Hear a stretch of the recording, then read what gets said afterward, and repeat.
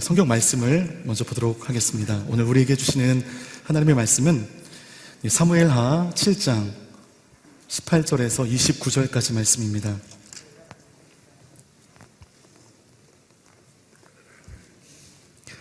사무엘하 7장 18절에서 29절까지 말씀을 저 한 절, 여러분 한 절 우리 교독하도록 하겠습니다. 그러자 다윗 왕이 성막으로 들어가 여호와 앞에 앉아 기도했습니다. 주 여호와여, 제가 누구이며 제 집안이 무엇이기에 저를 이 자리까지 오르게 하셨습니까? 주 여호와여, 주께서는 이것도 부족하게 여기시고 주의 종의 집 미래에 대해서도 말씀해 주셨습니다. 주 여호와여, 이것이 주께서 사람을 대하시는 방법입니까? 주 여호와께서 주의 종을 하시니 이 다윗이 주께 무슨 말을 더하겠습니까? 주의 뜻에 따라 주의 말씀으로 이 모든 위대한 일을 하셨고 주의 종에게 알려주셨습니다. 주 여호와여, 주께서는 얼마나 위대하신지요. 주 같은 분이 없고 주 외에는 하나님이 없습니다. 이스라엘 같은 민족이 어디 있습니까? 가셔서 이스라엘을 구원해 주의 백성으로 삼으시고 주의 이름을 드러내셨습니다.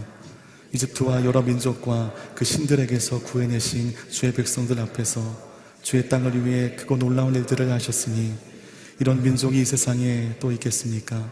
주여, 주께서 주의 백성 이스라엘을 영원히 주의 백성으로 삼으셨으니 주께서 그들의 하나님이 되셨습니다. 주 하나님이여, 그러니 이제 주의 종과 종의 집에 대해 약속하신 말씀이 영원히 변하지 않게 해주십시오. 사람들의 주의 이름을 영원히 높이며 만군의 여호와는 이스라엘을 다스리시는 하나님이시다라고 말하게 해주십시오. 그리고 주의 종 다윗의 집이 주 앞에 세워지게 해주십시오. 만군의 여호와여, 이스라엘의 하나님이여, 주께서 이것을 주의 종에게 드러내며 내가 너를 위해 집을 세우리라 라고 말씀하셨으니 주의 종이 용기를 내어 이런 기도를 올려드립니다. 주 여호와여, 주는 하나님이십니다. 주의 말씀은 진실하고 주께서 주의 종에게 이러한 좋은 것으로 약속하셨으니 주의 종의 집에 기꺼이 복을 주셔서 그것이 주 앞에서 영원히 지속되게 하소서. 주 여호와여, 주께서 말씀하셨으니 주의 종의 집이 주께서 내리시는 복으로 영원히 복을 받게 해주십시오. 아멘. 기도하고 말씀 나누도록 하겠습니다. 하나님 아버지, 오늘도 주의 말씀 앞에 설 때 그 말씀이 나를 살리고 나를 인도하는 그 은혜가 설교하는 자에게, 설교를 듣는 자들에게, 우리 모든 예배자들 가운데 임하는 시간 되게 하여 주옵소서. 예수님의 이름으로 기도하옵나이다. 아멘. 오늘은 기도에 대한 7번째입니다. 오늘 말씀의 주인공은 그 유명한 다윗입니다. 사사시대가 이제 종식이 되고 국가의 모습으로 변화하는 과정 중에 신실하지 못했던 일대왕이었던 사울왕 때문에 나라가 혼란했던 초반기의 왕정 시대를 극복하고 하나님의 왕국의 역사를 만방 가운데 알린 참 귀한 믿음의 인물이죠. 다윗은 오늘 우리에게 어떤 기도의 메시지를 전하고 있는지 함께 나누겠습니다. 오늘 본문은 어떤 배경 가운데 시작되었는지 우리 사무엘하 7장 1절 말씀을 함께 읽도록 하겠습니다. 시작. 여호와께서 사방의 모든 적으로부터 다윗을 지켜주셨기 때문에 그는 이제 자기 왕궁에서 살게 되었습니다. 자기 왕궁에서 살지 못할 정도로 이스라엘은 질고의 역사였습니다. 출애굽해서 이제 가나안에 정착하려고 하니 블레셋이 쳐들어오게 되었고 블레셋의 모든 공격을 이기고 좀 살만해지니 아수르가 침략해왔고 그리고 곧 있다 바벨론이 침략해왔고 이런 질고의 역사였습니다. 그런데 하나님께서 사방의 모든 적들로부터 다윗을 지켜주셨습니다.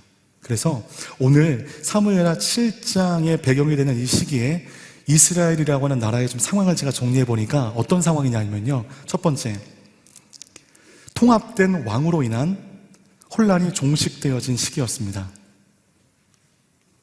두 번째는 이 말씀 사무엘하 6장 말씀 보면 아주 중요한 사건이 있는데요, 그동안 떠돌던 법궤가 예루살렘으로 옮겨지게 됩니다.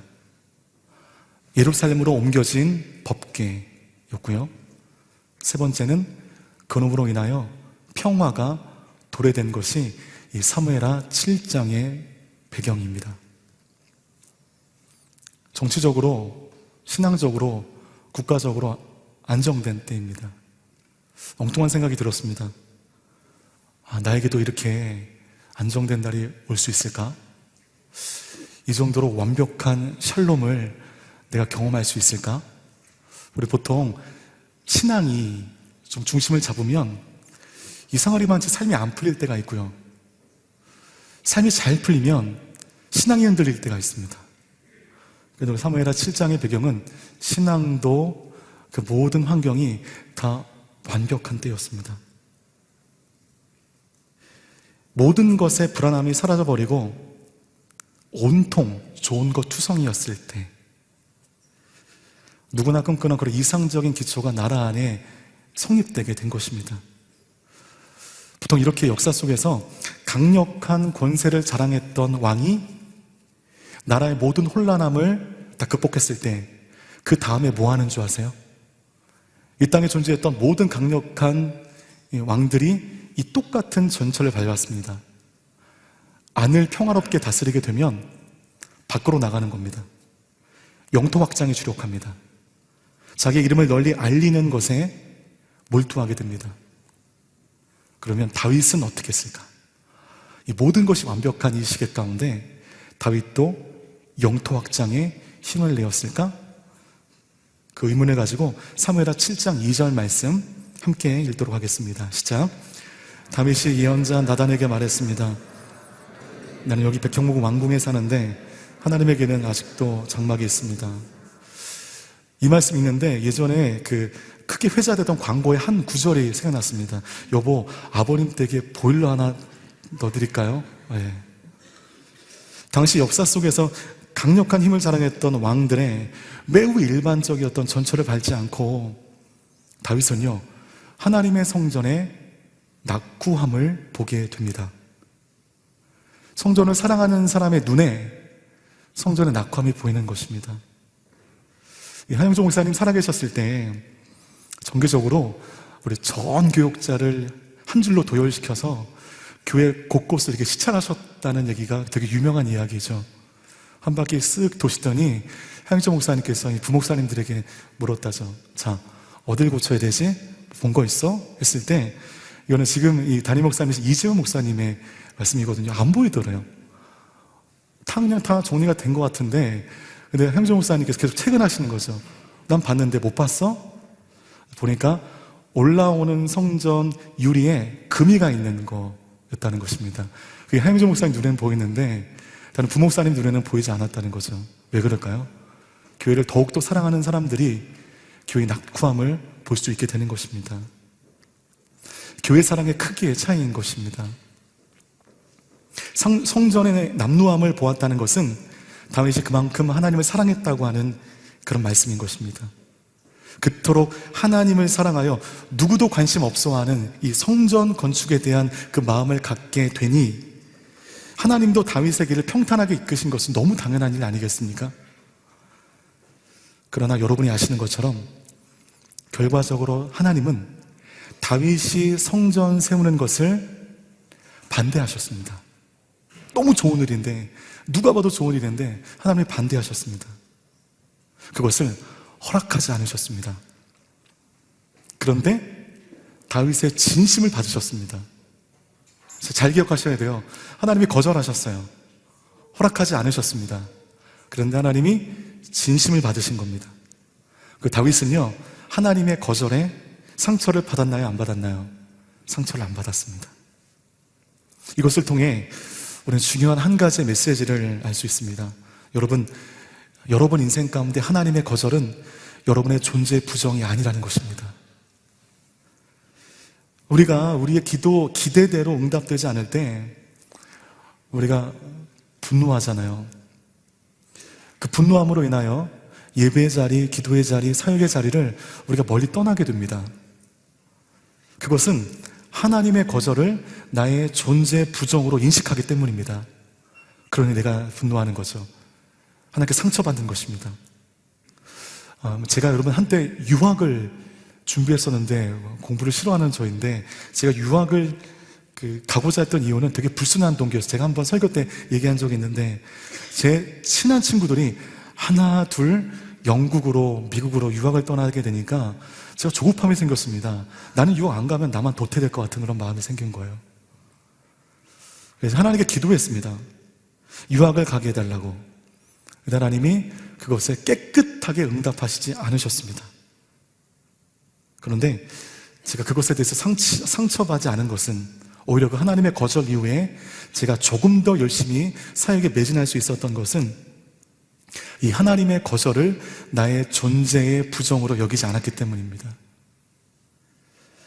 죽을 것 같은 지금의 직장에서 이직을 위하여 기도하고 준비하고 있는데 응답이 되지 않는다고 하나님이 여러분의 존재를 부정하신 게 아닙니다. 너 한번 죽어봐라, 골탕 먹어봐라, 그러신 거 아니에요. 하나님이 여러분을 떠나신 것도 아닙니다. 하나님은 여전히 여러분을 사랑하시고 여러분의 진심을 아십니다. 부모님의 구원을 위해 기도하는데 이루어지지 않는다고 해서 하나님께서 부모님에게 구원의 손길을 아예 거두신 것도 아니라는 것입니다. 하나님께서 부모님이 구원받는 것을 원하시지 않는 것도 아닙니다. 원하세요. 여러분의 진심을 아십니다. 하나님의 때가 필요한 것입니다. 하나님의 방식이 필요한 것입니다. 때문에 응답만이 하나님의 기쁘신 뜻을 전하는 도구라고 하는 선입견을 깨버리셔야 됩니다. 기다림도 도구이고요. 어쩔 때는 응답하시지 않는 것도 도구일 수 있습니다.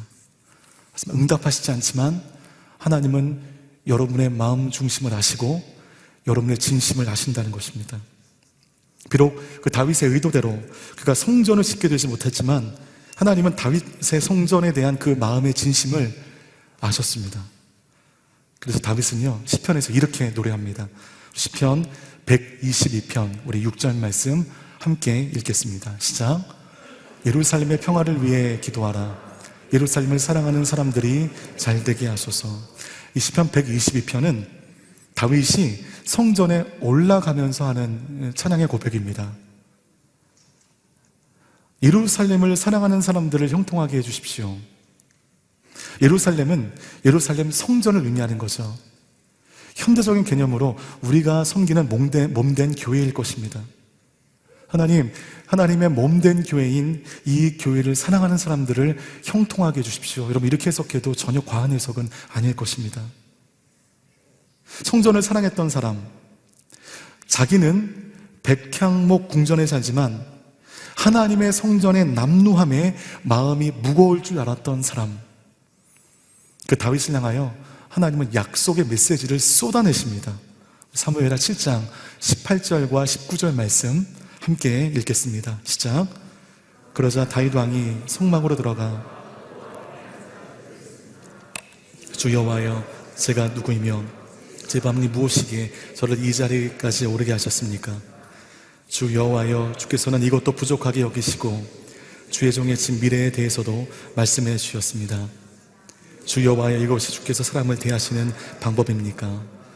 다윗에 의한 성전 건축은 반대하셨지만 하나님은 이 다윗의 그 마음을 높이 평가하셨고, 다윗 개인의 영광은 물론 이스라엘의 평안, 다윗 가문의 왕권 보존과 성전 건축에 대해서 17절까지 거의 횡재에 가까운 약속을 쏟아내 주십니다. 18절은 이 언약에 대한 다윗의 감사의 기도가 시작되어지는 부분입니다.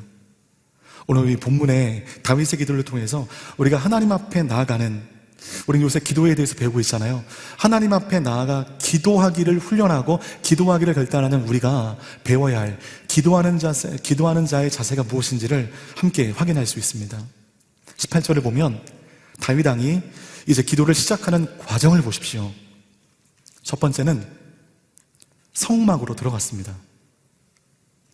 두 번째는 여호와 앞에 앉았습니다. 성막은 명확하게 장소적인 개념이죠. 현대적인 표현으로 다윗은 기도하기 위하여 이 교회의 성전을 찾은 것입니다. 물론 여러분, 기도는 어디서나 할 수 있습니다. 직장에서도, 가정에서도, 그 어디에서도, 심지어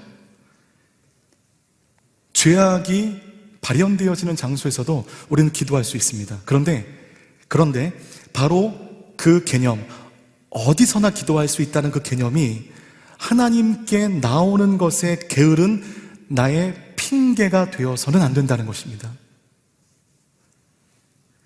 우리는 성전에 나와 예배하고 기도할 수 있음에도 불구하고 분주하기 때문에, 게으르기 때문에, 귀찮기 때문에 성전 찾는 것을 점점 소홀히 여깁니다. 인터넷으로 예배하는 건 귀한 일이지만 하나님 그 화면에서 예배하는 여러분들의 마음 중심보다는 이곳까지 나아오는 그 결단을 통하여 이 자리에 예배하는 여러분의 예배의 열정을 기뻐하실 것입니다. 그런 사람들이 게으르고 귀찮아서 성전에 나오기를 좀 잘 못하시는 그런 분들이 하나님은 어디나 계시고 어디서나 나의 기도를 받으신다는 것으로 자기 합리화를 하는 것입니다. 그리고 스스로 그것에 안심하는 것입니다. 내가 여러분 감정적으로 안심하는 것과 하나님의 인정은 다른 문제입니다. 우리는 성막으로 나아오는 정당한 대가 지불을 거부하고 현대 발달된 여러 플랫폼을 통하여 나의 게으름을 인정하지 않으려고 합니다. 그걸로 대체하려고 합니다. 쉽게 대체해버리려고 합니다. 그것을 가지고 바르게 신앙생활한다고 우리가 착각하는 것입니다. 요번에 여러분 그 11개 대청 공동체 전체적으로 이 큐티에 대한 그 상황을 조사했었어요. 리더십뿐만 아니라 예배하는 모든 분들, 이 자리에 앉아 계신 모든 분들 가운데 대부분은 또 이 설문에 참여해 주셨을 거라고 압니다. 큐티를 비교적 잘할 것으로 예상되어진 리더십뿐만 아니라 순원들까지 전반적으로 큐티 생활을 조사한 결과 아주 놀라운 결과가 나왔는데요. 오늘의 교회 대청 공동체는 생각보다 열심히 큐티를 하고 있다는 것을 수치상으로 확인할 수 있게 되었습니다. 그런데 그 조사 내용 중에 제가 미심쩍은 부분이 하나가 있었습니다. 질문 중에 어떤 질문이 있었냐면 하루 중 큐티하는 시간은 언제인가요?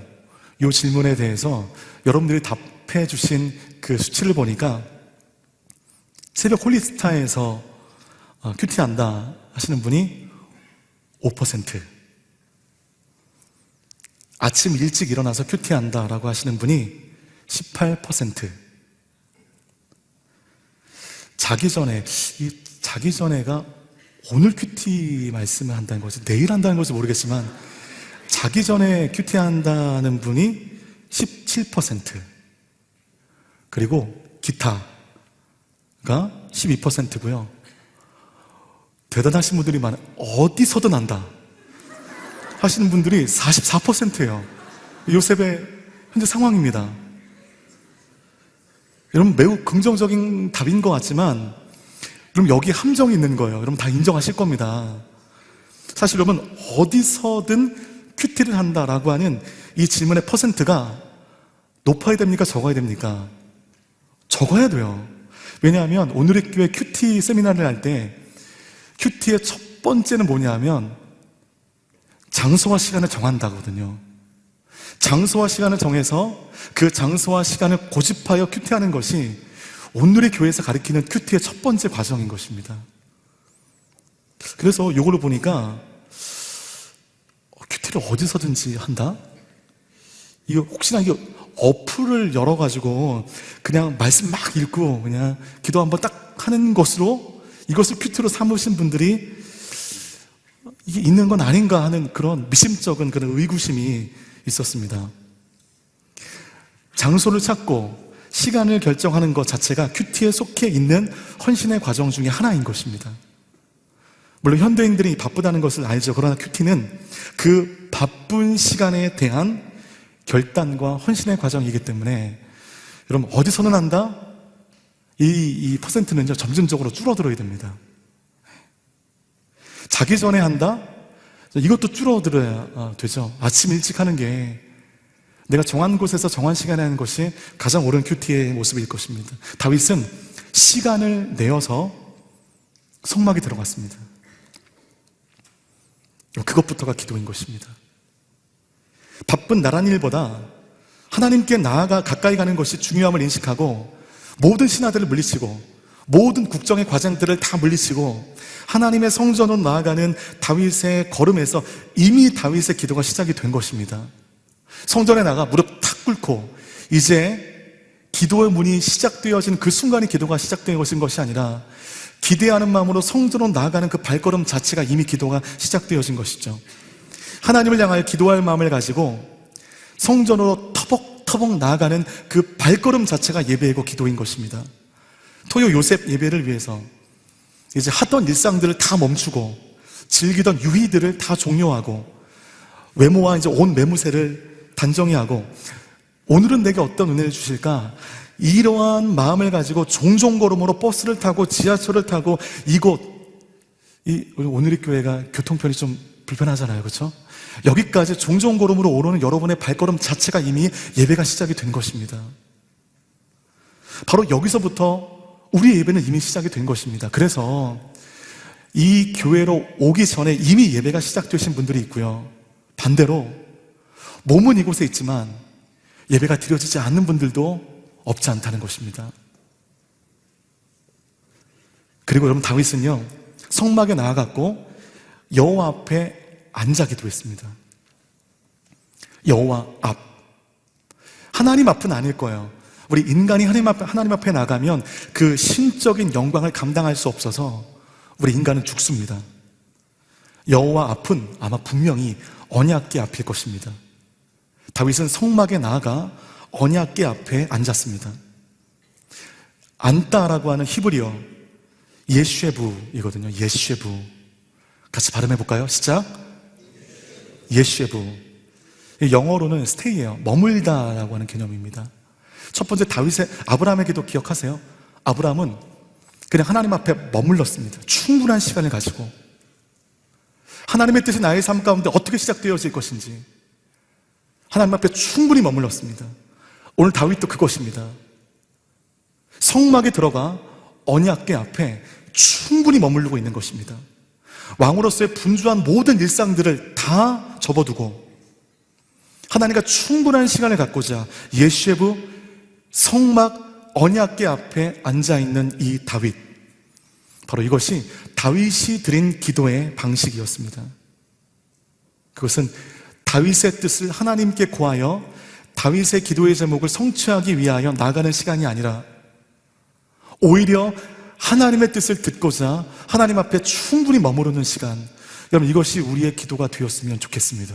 기도가 시작되자마자 나의 속사포와 같은 기도의 제목을 하나님께 드려버리고 이제 응답해달라고 하나님께 강권하여 끝내버리는 기도가 아니라 나는 이것이 응답되길 원하고 저것이 응답되길 원하지만 그런 나의 뜻보다 중요한 것이 하나님의 뜻이기 때문에 그 앞에 충분히 예쉐부 머무는 시간, 여러분 이 기도가 우리의 삶 가운데 시작되어지는 은혜가 있게 되기를 주님의 이름으로 축복합니다. 그렇다면 다윗의 기도는 무엇이 특별한 기도였을까요? 다윗의 기도를 보니까 첫 번째, 자신의 비천함을 아는 자가 진정으로 기도할 수 있다는 것입니다. 따라해 주시겠어요? 자신의 비천함을 아는 자가 진정으로 기도할 수 있다. 18절 말씀 보면 다윗이 성막에 들어가 언약궤 앞에 앉아 이렇게 기도합니다. 주 여호와여, 제가 누구이며 제 집은 무엇이기에 저를 이 자리까지 오르게 하셨습니까? 하나님의 놀라운 언약을 받은 다윗은 주의 전으로 나아가 이런 복을 받기에 나는 적합하지 않다라고 고백하고 있습니다. 이것은 여러분 립서비스가 아니었습니다. 이건 진심이었습니다. 그런데 여러분 다윗은 왕이었거든요. 비천한 사람이 아닙니다. 고귀한 사람입니다. 그런데 왕으로서의 고귀한 자신을 비천한 자로 여지없이 깎아내리고 있죠. 세상에서는 왕이기 때문에 고귀하지만 그러나 하나님 앞에 선 죄인으로서 자신은 비천한 존재에 불과하다고 하는 이 다윗의 자기 고백은 겸손함의 정수를 우리에게 보여주고 있는 것 같습니다. 이렇게 나의 비천함을 아는 자가 내게 주신 하나님의 은혜 가운데 감사할 수 있고 나의 비천함을 아는 자에게서 기도가 시작이 되는 것입니다. 나를 없을 무로 인식하는 자는 하나님의 유를 경험하게 되는 것입니다. 나의 유를 자랑하는 자는 하나님의 유를 찬양할 수도 인정할 수도 없는 것입니다. 하나님의 유를 찬양하기 원하신다면 우리를 무의 지경으로 올리셔야 됩니다. 내 것을 비우셔야 됩니다. 내가 얼마나 비천한 존재인지를 고백하실 수 있어야 됩니다. 이처럼 자신의 비천함을 알았던 사람들은 그의 삶 가운데 폭포수 같은 하나님의 은혜를 경험합니다. 내가 이제까지 쌓았던 나의 모든 지식은 하나님 배설물에 불과했군요. 하나님, 나는 만삭되지 못하고 난 자일 뿐입니다. 주여, 나는 죄인 중에 괴수입니다. 바울의 이와 같은 처절한 자기 고백은 그러므로 내가 얼마나 큰 은혜를 받은 자인지를 보여주는 또 하나의 언어인 것이죠. 이렇게 자기를 낮추며 하나님의 은혜 가운데 나가는 사람들의 입술 가운데 그 입술 끝에 맴돌던 기도가 이제 종식되어지고 우리의 진짜 기도, 하나님이 들으시는 기도가 시작되어지는 줄 믿습니다. 다른 가족들은 절기의 잔치를 즐기고 있을 때 자식이 없는 자신의 비천함을 끌어안고 성전으로 나아갔던 한나처럼 나의 비천함을 뼈저리게 인식하는 사람들에게 우리의 기도의 문은 열리게 되는 줄 믿습니다. 귀신 들려서 사지가 막 뒤틀려지고 발작하고 거품을 물고 있는 딸의 회복을 위하여 예수님을 찾아 나갔을 때 예수님은 이 딸을 고쳐주실 생각은 하지 않으시고 나를 개로 비하하고 있을 때 이 수로보니게 여인은 그렇습니다, 주님. 그러나 개들도 주인의 상에서 떨어지는 부스러기는 먹지 않습니까? 라며 나의 비천함을 고백했던 수로보니게 여인의 믿음에 예수님은 감동하셨습니다. 그 즉시 사지가 뒤틀려 있는 그 딸을 고쳐주셨습니다. 이처럼 나의 비천함을 고백하는 그 고백은 막힌 나의 삶을 뚫고 켜켜이 쌓여진 삶의 난제를 풀게 하는 하나님의 능력이 되는 줄 믿습니다. 이것은 자기 열등감으로 하나의 의미가 아닙니다. 하나님의 은혜 없이는 걸어 다닐 수 없고 하나님이 나를 붙드시지 않으면 숨 쉴 수 없는 존재임을 우리가 고백하며 하나님 앞에 나아갈 때 그때부터 맴돌던 우리의 기도가 삶의 난제를 꿰뚫는 능력의 기도가 될 줄 믿습니다. 우리 사무엘하 7장 20절, 21절 말씀 함께 읽겠습니다. 시작. 주 여호와께서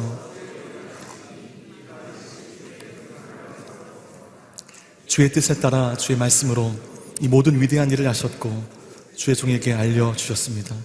다윗의 기도에서 배우는 기도자의 자세 두 번째는 따라해 주십시오. 나의 무지함을 고백하는 자에게 기도는 열린다. 주의 뜻에 따라 주의 말씀으로 이 모든 위대한 일을 하셨다. 그것을 주의 종에게 알려주셨다. 우리가 믿는 진리는 하나님께서 주의 종들에게 알려주셨기 때문에 우리가 아는 것입니다. 우리가 고행을 하고 우리가 공부를 하고 우리가 훈련을 해서 진리가 습득되어진 것이 아닙니다.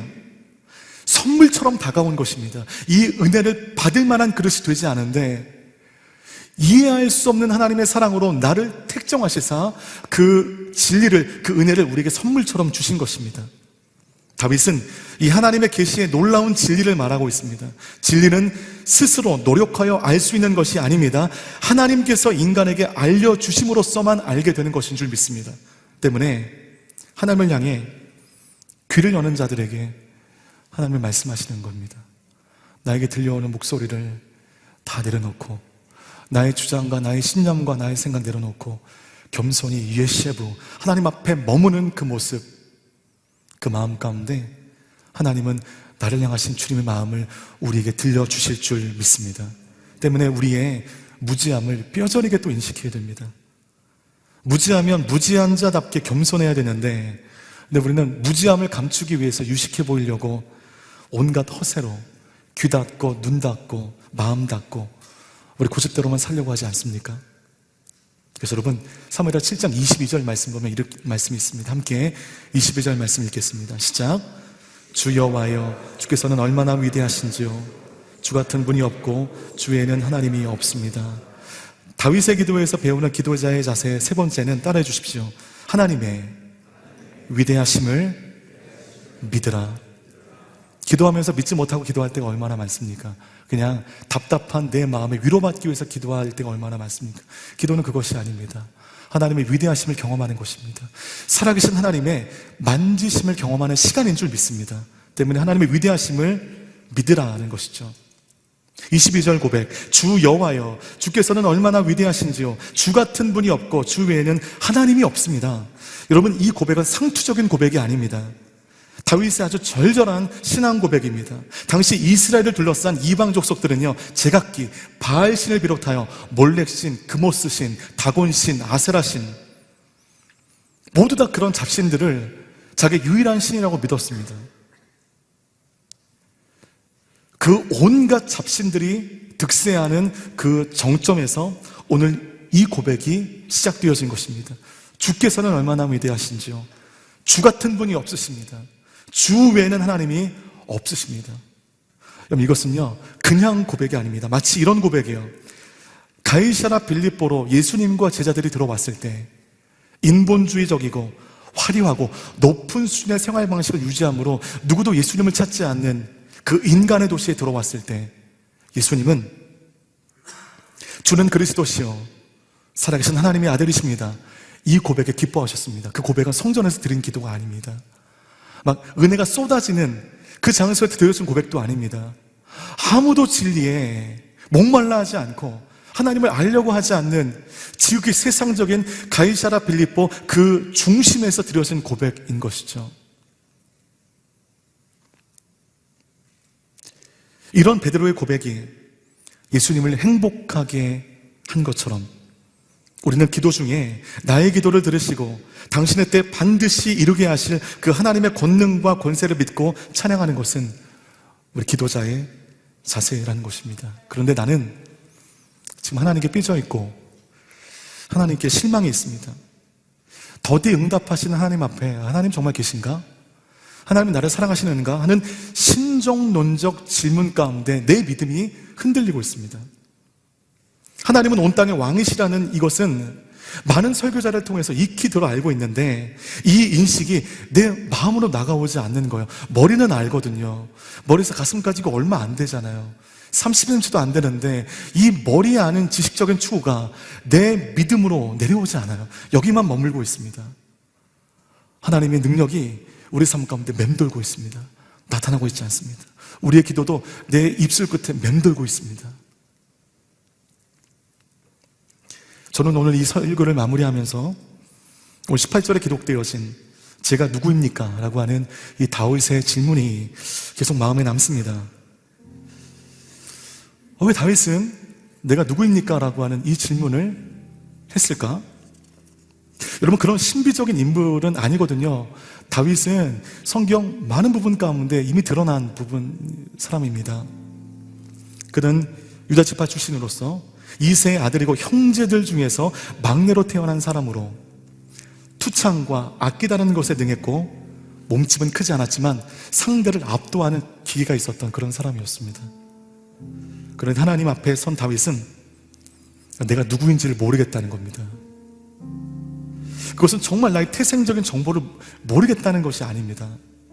나는 그만큼 하나님 앞에 보잘것없다는 것을 이 다윗이 하나님 앞에 고백하고 있는 것입니다. 쏟아지듯 주어주시는 하나님의 은혜 가운데 나는 이런 은혜를 받을 만한 자격이 없다는 것을 겸손하게 고백하는 것입니다.